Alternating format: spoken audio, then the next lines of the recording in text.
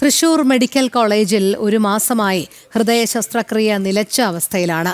ഹൃദയം തുറന്നുള്ള ശസ്ത്രക്രിയ കൈകാര്യം ചെയ്യുന്ന പെർഫ്യൂഷനിസ്റ്റ് കാര്യക്ഷമതയില്ലെന്ന വകുപ്പ് മേധാവിയുടെ റിപ്പോർട്ടിനെ തുടർന്ന് വിദഗ്ധ സംഘം ആശുപത്രിയിൽ സന്ദർശനം നടത്തിയിരുന്നു.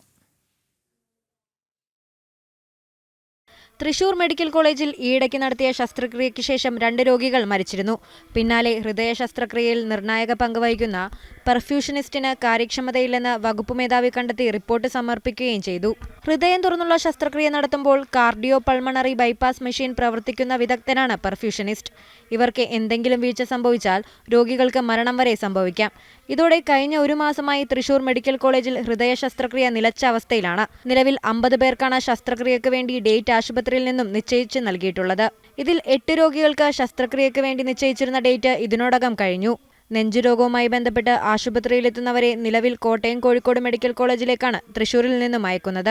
വകുപ്പ് മേധാവിയുടെ റിപ്പോർട്ടിന്റെ അടിസ്ഥാനത്തിൽ മെഡിക്കൽ കോളേജിൽ കോഴിക്കോട് മെഡിക്കൽ കോളേജ് ഹൃദയ ശസ്ത്രക്രിയ വിഭാഗം തലവൻ ഡോക്ടർ രാജേഷ്, ആലപ്പുഴ മെഡിക്കൽ കോളേജിലെ പെർഫ്യൂഷനിസ്റ്റ് എന്നിവരടങ്ങുന്ന വിദഗ്ധ സംഘം പരിശോധന നടത്തി മെഡിക്കൽ എഡ്യൂക്കേഷൻ ഡയറക്ടർക്ക് റിപ്പോർട്ട് സമർപ്പിച്ചിരിക്കുകയാണ്. ഈ റിപ്പോർട്ട് ആരോഗ്യവകുപ്പിൽ പഠനവിധേയമാക്കിയ ശേഷം മാത്രമാണ് നടപടിയുണ്ടാകുകയുള്ളൂ എന്നാണ് വിവരം.